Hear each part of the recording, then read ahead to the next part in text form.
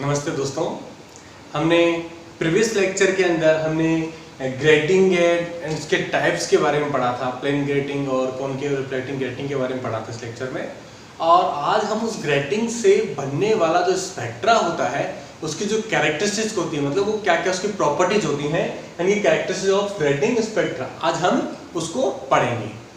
मैं Sunil Kumar Meena, assistant professor, Haridev Joshi राजकीय कन्या महाविद्यालय बांसवाड़ा। उन कैरेक्टर्स में ये चार कैरेक्टर्स वहां पर लिखे हुए हैं: absent spectra, maximum number of order in grating, dispersion by grating and overlapping of a spectrum line. हालांकि और भी प्रॉपर्टीज होती हैं, पर हम यहाँ इस लेक्चर में केवल चार मेन प्रॉपर्टीज ही डिस्कस करेंगे। नंबर 1 पर है आपका एब्सेंट स्पेक्ट्रा।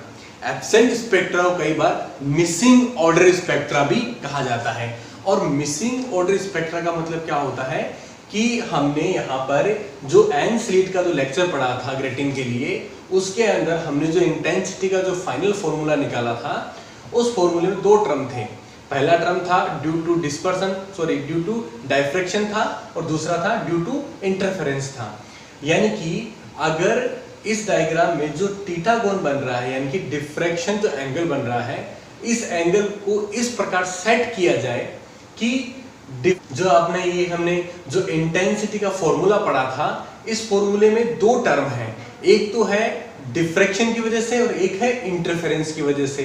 एब्सेंट स्पेक्ट्रा में क्या होता है कि जो आपका डिफ्रैक्शन के कारण जो ग्राफ बन रहा है उसका जो मिनिमा है, इस डायग्राम दिख रहा है आपको, उसका जो मिनिमा है और इंटरफेरेंस का मैक्सिमा दोनों एक ही पॉइंट पर आ जाएगा, दोनों कोइंसाइड हो जाएगा। ठीक है, तो उस स्थिति में क्या होगा, इंटरफेरेंस का टर्म है वो मिसिंग हो जाएगा। इस आपको डायग्राम एग्जैक्टली आपको दिख रहा है। और इसको मैथमेटिकली समझाने के लिए मैंने एक सेपरेटली एक लेक्चर मैंने बनाया है, जो जिसका लिंक है मैंने डिस्क्रिप्शन में दिया है। आप लोग अगर इंटरेस्टेड हैं तो उसका मैथमेटिकल वर्जन भी आप जाकर के उसमें देख सकते हैं। आपकी जो नेक्स्ट प्रॉपर्टी जो आपकी है वो है maximum number of order in grating. यानी कि अगर हम ग्रेटिंग का मैक्सिमा अगर लिखें हम लोग, तो हम लोग क्या लिखेंगे, वो हम लोग लिखते हैं E plus b sine theta equal to plus minus n lambda. ये अपन लोग मैक्सिमा के लिए लिखते हैं, यानी कि प्रिंसिपल मैक्सिमा के लिए। आप लोगों को एक चीज का विशेष ध्यान रखना है कि प्रिंसिपल मैक्सिमा अलग होती है और सेंटर मैक्सिमा अलग होती है। तो यहाँ पे डायग्राम बना हुआ है, इस डायग्राम देखो, सेंटर मैक्सिमा अलग है और प्रिंसिपल मैक्सिमा आपका अलग है। प्रिंसिपल मैक्सिमा जो होती है वो आपके एन पे डिपेंड करती है। यहाँ एन इक्वल टू 1 होगा तो आपकी प्रिंसिपल मैक्सिमा ठीक वैसी आएगी। इसके अंदर जो एन है वो आपके ऑर्डर को दर्शाता है कि कितने नंबर की है आपकी। तो यहाँ पर एन जो है आपका वो ऑर्डर दर्शाओ, किसके लिए क्या होगा, उसके लिए होगा E प्लस बी आपका साइन थीटा आर अपॉन ये आपका लैम्डा हो जाएगा, प्लस माइनस जो भी है। यहाँ पर E प्लस बी है आपका वो ग्रेटिंग एलिमेंट है आपका, और ये जो थीटा है वो आपका इस डायग्राम में जो आपका वो एंगल बन रहा है वो है यहाँ पर। और यहाँ पर आप देखोगे कि जो ग्रेटिंग को अगर हम रखते हैं तो उसके ऊपर जो इंसिडेंट लाइट है वो कैसे गिर सकती है, यानी कि वो यहाँ 90 डिग्री से आ सकती है और मैक्सिमम यहाँ से आ सकती है, इस रीजन में कहीं भी एक सोर्स हो सकता है। यानी कि ग्रेटिंग के ऊपर जो आपका मान लीजिए ग्रेटिंग है, इसके ऊपर जो आपकी इंसिडेंट लाइट है वो सामने भी गिर सकती है, इस एंगल से भी, इस एंगल से भी, यानी कि मैक्सिमम इस एंगल से गिर सकती है और मैक्सिमम इस एंगल से। यानी कि उनके लिए जो थीटा होगा वो क्या होगा, प्लस माइनस 90 डिग्री, यानी कि ये फॉलिंग है, यानी कि वो एंगल जिसके ऊपर वो ग्रेटिंग पर वो प्लेन लाइट गिर सकती है। इसको मैं यहाँ पे रखूंगा तो ये क्या आ जाएगा, मैक्सिमम कंडीशन वाली कंडीशन आ जाएगा। यानी कि जो आपका एन जो मैक्स होगा आपका वो क्या आ जाएगा, आपका वो आ जाएगा E प्लस बी और आपका लैम्डा। और ये साइन थीटा क्या होगा, 90 पे क्या हो जाता है आपका 1 हो जाता है। यानी कि एन मैक्स का मतलब क्या है, मैक्सिमम ऑर्डर आपका। यानी कि मैक्सिमम ऑर्डर आपका किस पे डिपेंड कर रहा है, E प्लस बी पर और अपॉन लैम्डा के ऊपर। मान लिया हम एक एग्जांपल लेते हैं, अगर E प्लस बी जो है वो अगर लैम्डा के बराबर हो जाए तो क्या होगा, जो आपका एन मैक्स है आपका वो क्या आएगा, आपका एन मैक्स आपका 1 आएगा।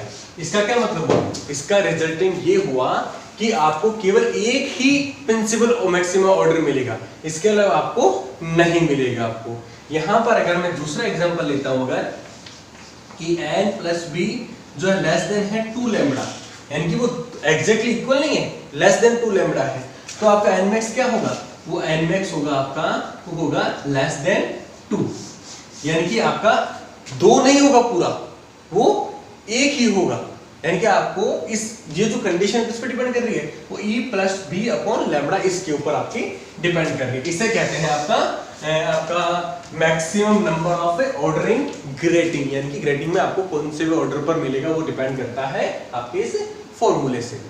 आपका जो नेक्स्ट है आपका वो क्या है, डिस्पर्शन बाय ग्रेटिंग। तो डिस्पर्शन जो प्रकीर्णन जो होता है वो एक सिंपल फिनोमेना आपको इस डायग्राम में दिख रहा है, यानी कोई भी जो व्हाइट लाइट होती है जब इस प्रिज्म से निकल रही है तो वो 7 रंगों में बिखर रही है, आपको एग्जैक्टली वहां पे नजर आ रहा है। तो मेरा कहने का मतलब है कि वही जो है वो 7 लाइटों में जो बिखरने वाली जो घटना है वो ग्रेटिंग के साथ भी होती है यहाँ पर। तो यानी कि ग्रेटिंग की वजह से जो डिस्पर्शन होता है उसे डिस्पर्शन बाय ग्रेटिंग कहा जाता है वहां पर। और ग्रेटिंग के डिस्पर्शन के लिए जो लिखा जाता है वो ये लिखा जाता है, सिमिलर आपकी वही कंडीशन लिखी जाएगी जो आपकी किसकी है, मैक्सिमम की है, E plus b sine theta equal to plus minus n lambda, ये कंडीशन लिखी जाएगी। एन आपका नंबर है वो किसके लिए है, प्रिंसिपल मैक्सिमा के लिए है, लेकिन आप अगर एन इक्वल टू क्या कर दोगे, 0 करोगे तो वो किसके लिए आएगी, सेंटर मैक्सिमा के लिए आएगी। आपको डायग्राम दिख रहा है जहां सेंटर मैक्सिमा अलग है और प्रिंसिपल मैक्सिमा आपकी अलग है। जब n इक्वल टू 1 रखूंगा तो आपके प्रिंसिपल मैक्सिमा आएगी, n इक्वल टू 0 रखूंगा तो क्या आएगी, सेंटर मैक्सिमा आएगी। आपको एक डायग्राम और दिख रहा है ग्रेटिंग का, यहाँ पर उस ग्रेटिंग के डायग्राम में आपको डिस्पर्सन दिखाई दे रहा है, यानी कि जो व्हाइट लाइट है, पोलोक्रोमेटिक लाइट जो है वो कलर्स में डिवाइड हो रही है, वहां पर आपको विजिबल रेंज से कलर्स से आपको दिख रहे होंगे। तो इस घटना को जो होता है वो हम क्या कहते हैं, डिस्पर्सन बाय ग्रेटिंग कहते हैं। और डिस्पर्सन बाय जो ग्रेटिंग है उसको एक फॉर्मूले के बेसिस पे भी लिखा जाता है, वो कहते हैं कि डिस्पर्सन पावर ऑफ ग्रेटिंग। वो क्या होता है, वो होता है आपका delta theta upon delta lambda होता है। ये क्या होता है, डिस्पर्सन होता है आपका। और इसको अगर आप मैथमेटिकली हम अगर देखें तो इस इक्वेशन को, जो प्रिंसिपल मैक्सिमा की जो इक्वेशन है, इसको डिफरेंशिएट करते हैं हम लोग अगर, तो क्या आएगा, तो आता है e प्लस बी, आपका जो आपका कांस्टेंट टर्म है आपका साइन थीटा किस में आ जाएगा, आपका आ जाएगा कोस थीटा में dot theta upon delta lambda. आपने किसके रिस्पेक्ट में किया है, लैम्बडा के रिस्पेक्ट में डिफरेंशिएट किया आपने इस इक्वेशन को आपने। तो यहाँ पे क्या आ जाएगा, यहाँ पे आ जाएगा प्लस माइनस एन, ये रिमेनिंग बच जाएगा।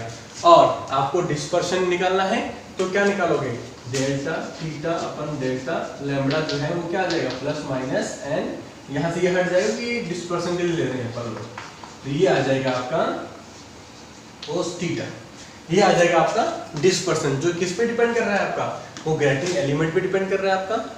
एन आपका जो ऑर्डर है उसके ऊपर डिपेंड कर रहा है कि n इक्वल टू 1 है तो फर्स्ट प्रिंसिपल मैक्सिमा के लिए, 2 है तो सेकंड मैक्सिमा के लिए, और तीसरा कर रहा है साइन थीटा के ऊपर, यानी कि सॉरी कोस थीटा के ऊपर डिपेंड कर रहा है। अगर कोस थीटा जो है वो क्या ले लेते हैं अपन, बहुत ही छोटा ले लेते हैं अपन, कोस थीटा क्या लेते हैं, बहुत ही छोटा लेते हैं, कि नियर टू नियर 0 के आसपास ले लेते हैं, यानी कि आपका थीटा है वो नियर टू नियर किसके लेते हैं अपन, 0 के अगर लेते हैं अगर, तो आपकी इक्वेशन कैसे कन्वर्ट होती है, ये इक्वेशन आप पे कन्वर्ट हो जाएगी, वो हो जाएगी आपकी n equal to e plus b के लिए। ये आपका डिस्पर्सन बाय ग्रेटिंग का एक फॉर्मूला मैथमेटिकली आपका ये रेडी हो गया है यहाँ पर। नेक्स्ट है आपका वो है overlapping of spectrum lines. Overlapping of spectrum lines का मतलब है, आप लोग यहाँ ग्रेटिंग का एक डायग्राम देख रहे हैं जहाँ पे डिस्पर्सन होने के बाद में जो है वो डिफरेंट प्रिंसिपल मैक्सिमा जो है अपने ऑर्डर के हिसाब से वो सेंटर मैक्सिमा के साइड में स्प्रेड हो रही है। वहां आप देख रहे हो कुछ जो स्पेक्ट्रल लाइंस है वो ओवरलैप कर रही है वहां पर, यानी कि उसको अंडरस्टैंड करने हम कह सकते हैं कि जो अगर मान लिया ये n इक्वल टू 1 का प्रिंसिपल मैक्सिमा है और ये n इक्वल टू 2 का प्रिंसिपल मैक्सिमा है, तो ये इसका जो स्पेक्ट्रम है वो 7 रंगों में बिखरेगा और इसका भी क्या होगा, 7 रंगों में बिखरेगा। तो इसका जो आखिरी वाला है वो इसके पहले वाले से ओवरलैप हो जाएगी, यानी कि कोई एक वेवलेंथ जो है वो इस प्रिंसिपल मैक्सिमा की इस दूसरी प्रिंसिपल मैक्सिमा से क्या हो जाएगी, ओवरलैप हो जाती है, दोनों क्या, तो कोइंसाइडेंस हो जाती है। तो उस कंडीशन को हम क्या बोलते हैं, overlapping of a spectrum lines. इसको अंडरस्टैंड करने के लिए हम एक बेटर एग्जांपल लेते हैं। वो ये है कि ये अगर आपका फॉर्मूला है आपका प्रिंसिपल मैक्सिमा का, अगर तो यहाँ मान लिया मैंने n इक्वल टू 1 मान लिया, यानी कि ये पहले ऑर्डर के लिए है। इस डायग्राम में दिखाएगा आपको n को, ये पहले ऑर्डर के लिए है। और सिमिलरली मैंने यही इक्वेशन दोबारा लिख दी, मैंने वो इक्वेशन मैंने यूं लिखी, वो लिख दी मैंने n इक्वल टू 2, यानी कि ये सेकंड ऑर्डर के लिए मैंने लिख दी यहाँ पर। तो यहाँ पर जो हम एग्जाम्पल ले रहे हैं वो एग्जाम्पल ये ले रहे हैं यहाँ पर कि हमने जो ऑर्डर चूज किए हैं वो चूज किए हैं n equal to 3, n equal to 4 और n इक्वल टू 5, यानी कि ये प्रिंसिपल मैक्सिमा के डिफरेंट ऑर्डर है जो आपको डायग्राम में वहां पर आपको दिख भी रहे हैं डिफरेंट ऑर्डर।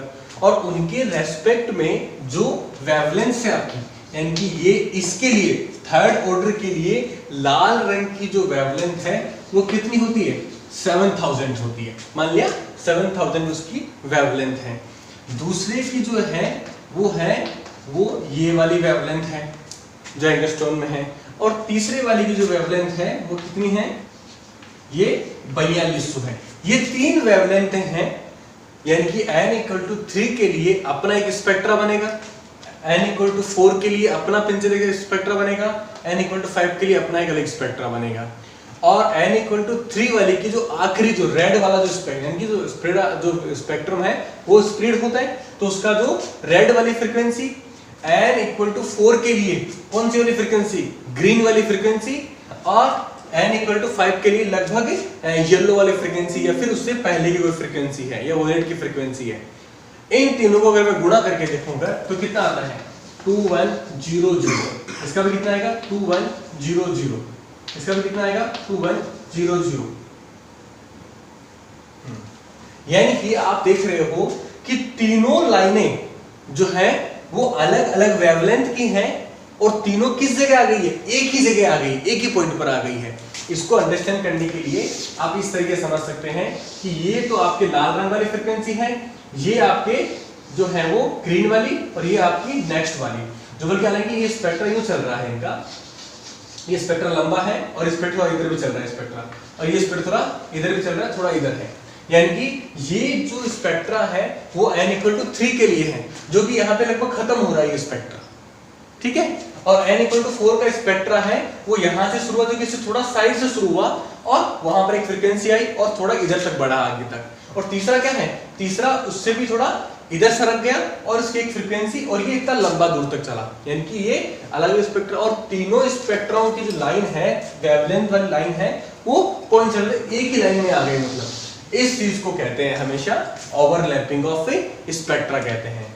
तो आज के लेक्चर के अंदर हमने इन चारों प्रॉपर्टी का जो स्टडी किया, और हम जो नेक्स्ट लेक्चर के अंदर है वो प्रिज्म और ग्रेटिंग में डिफरेंस देखेंगे। Thank you.